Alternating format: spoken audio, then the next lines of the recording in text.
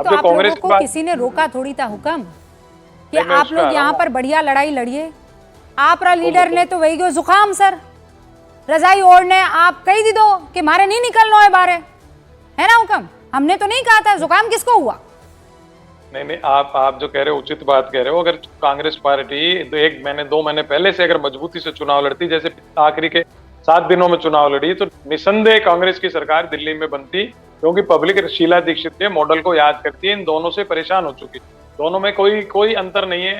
अब कुछ नहीं है वरुण जी। अब करने से कुछ नहीं होगा, कहने से कुछ नहीं होगा। अब यहाँ पर लड़ाई सीधे तौर पर बीजेपी और आम आदमी पार्टी में होती हुई दिख रही है। क्लोज फाइट है यहाँ पर, और इसीलिए रजत जी आपके पास आऊं उससे पहले एक बड़ी खबर बता देना चाहती हूं। खबर यह है कि संजय सिंह ने शिकायत दर्ज कर ली है। संजय सिंह की शिकायत एंटी करप्शन ब्यूरो में कर ली गई है। संजय सिंह एसीबी को मोबाइल नंबर भी देकर आ चुके हैं।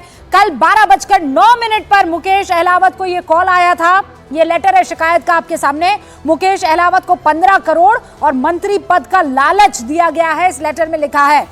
अन्य विधायकों और प्रत्याशियों को भी ऐसे ही लालच दिए गए हैं। संजय सिंह द्वारा सौंपे गए इस लेटर में लिखा हुआ है साफ तौर पर। तो संजय सिंह ने एंटी करप्शन ब्यूरो में शिकायत दर्ज कर ली है, वो मोबाइल नंबर भी दे दिया है।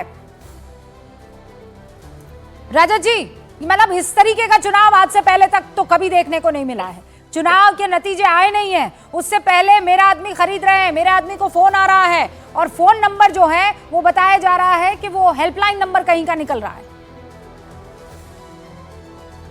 मतलब किसी का पर्सनल नंबर है, किसी ने हेल्प के लिए ये नंबर डाला था, ऐसा कहा जा रहा है। जी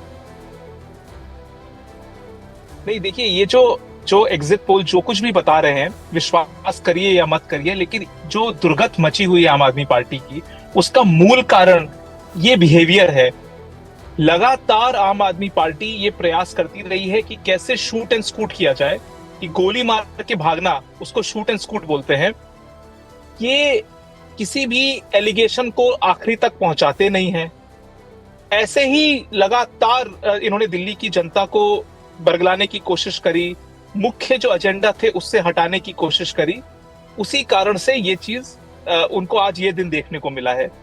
इसी कारण से ही आम आदमी पार्टी की जो वेलविशर्स थे, मिडिल क्लास जो उनके साथ खड़ा रहता था, वो हटा।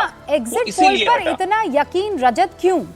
भाई 400 पार में भी एग्जिट पोल सारे के सारे गलत साबित हुए हैं ना, सब सारे ऑलमोस्ट सारे गलत साबित हुए हैं, लेकिन इस बार इतना कॉन्फिडेंस किस बात को लेकर आ रहा है एग्जिट पोल्स पर?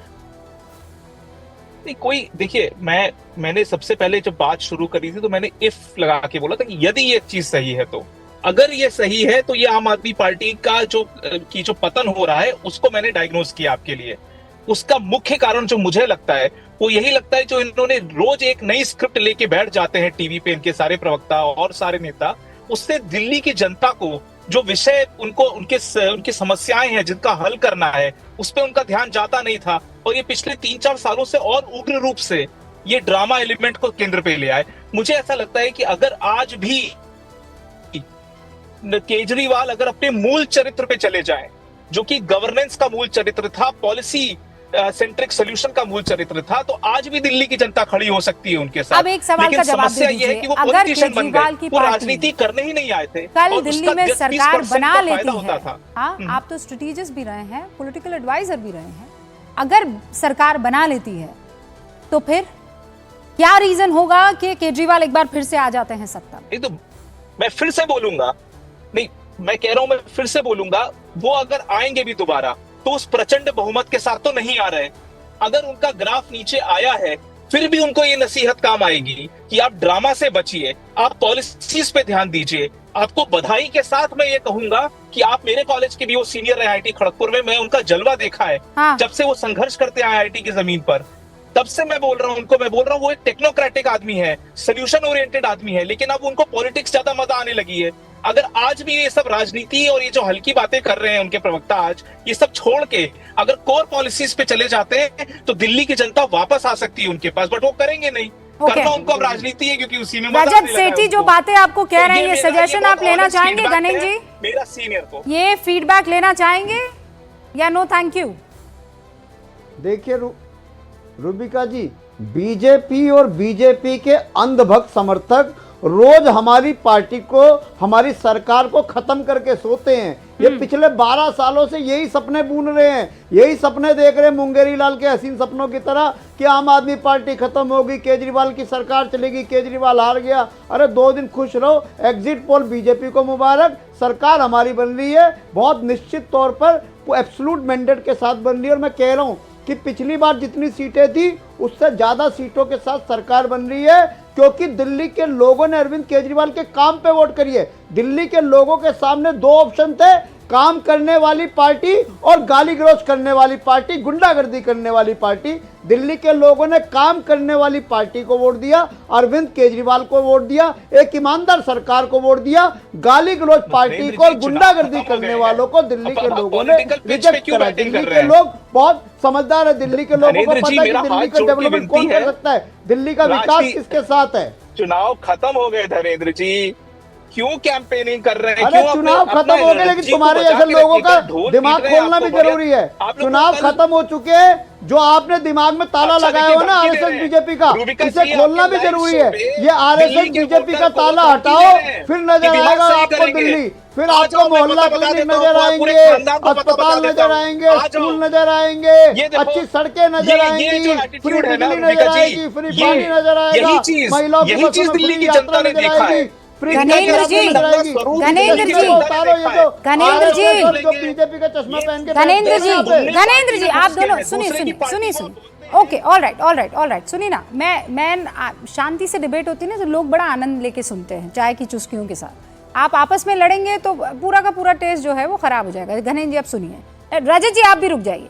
गणेंद्र जी, अभी आपने सुना है, अब यशवंत देशमुख का तो किसी से कोई वास्ता नहीं है भाई, वो आदमी सिर्फ नंबर्स पे काम करते हैं, नंबर्स देखते हैं, डेटा देखते हैं और काम खत्म, है ना, डेटा बताते हैं। वो क्या कह रहे हैं कि जब तक आप लोगों ने एमसीडी नहीं जीती थी तब तक आप लोगों का जलवा था। एमसीडी में आ गई सड़क, नाली, पानी, बिजली, और जब देख लिया कि आप जो कहते थे हम कैसे करें साहब, ये बीजेपी वालों ने आतंक मचा रखा है, ये लोग कुछ करने नहीं देते हैं, ये देखिए इन्होंने, जैसे ही उनके हाथ से आपने एमसीडी ली सब कुछ एक्सपोज हो गया।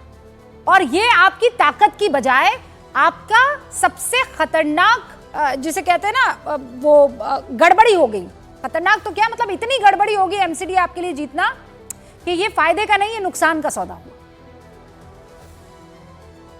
रूबिका जी, मैं फिर आपको कह रहा हूं, हमने जब से एमसीडी की सरकार हमारे पास आई, हमारी सरकार बनने के बाद दिल्ली के अंदर हमने गार्बेज पे काम करा है, दिल्ली के अंदर हमने कूड़े के पहाड़ कम करने पे काम करा है, दिल्ली के अंदर सफाई व्यवस्था ठीक करने के लिए काम करा है, सब कुछ करा है। लेकिन प्रॉब्लम क्या हो रही है कि 15 साल का जो भारतीय जनता पार्टी ने जो दिल्ली को कूड़ा करा होता, 15 साल से जो बीजेपी का करप्शन मॉडल था, जो ब्यूरोक्रेसी में इनके करप्शन मॉडल चल रहा था, उस नेक्सस को तोड़ने में टाइम लगा। लेकिन मैं फिर कह रहा हूं कि एमसीडी को भी ठीक करेंगे, दिल्ली का कूड़ा भी हटाएंगे, इलेक्शंस आर ओवर, सब काम करेंगे। अब आप नहीं इलेक्शंस आर ओवर, अब आप इंतजार कीजिए कल के रिजल्ट का। जफर इस्लाम साहब, लास्ट आखिरी 20 सेकंड।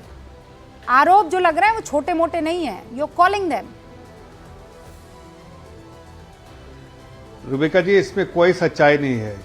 कल के बाद आप और केजरीवाल दोनों हिस्ट्री हो जाएंगे, आप इतिहास के पन्ने में लिखे जाएंगे। कभी ये आए थे इंडिया, मतलब आप पार्टी, अच्छा आपको नहीं, मतलब आप पार्टी, आप आपदा पार्टी जो बोलते हैं ना उसको, आपको नहीं कह रहे आपदा और, अच्छा ठीक से बोल देता हूं, आपदा और केजरीवाल दोनों जो है इतिहास के पन्ने में लिखे जाएंगे कि आए थे करप्शन मिटाने के लिए, लेकिन खुद करप्ट बन गए और इतना जबरदस्त करप्शन किया कि उसको पूरे तौर से हम लोगों ने एक्सपोज किया। कोई भी काम बता नहीं पाए है। लेकिन आप लोगों का काउंटडाउन शुरू हो चुका है, आप लोगों का मतलब हम जिंदा हैं, आप दोनों का, यानी गणेंद्र जी की पार्टी, आम आदमी पार्टी का भी और बीजेपी और कांग्रेस का भी शुरू हो गया है सर। अब पता लग जाएगा कि आप में से किसने दिल जीत लिया है और कौन जो है वो इस मामले में फेल हो गया है। न्यूज़ 18 इंडिया की तैयारी पूरी है। सुबह 6 बजे से लगातार सबसे तेज आंकड़े आप तक पहुंचाएंगे और सबसे बेहतर तरीके से, ये यकीन मानिए। मुझे इजाजत दीजिए, देखते रहिए न्यूज़ 18 इंडिया।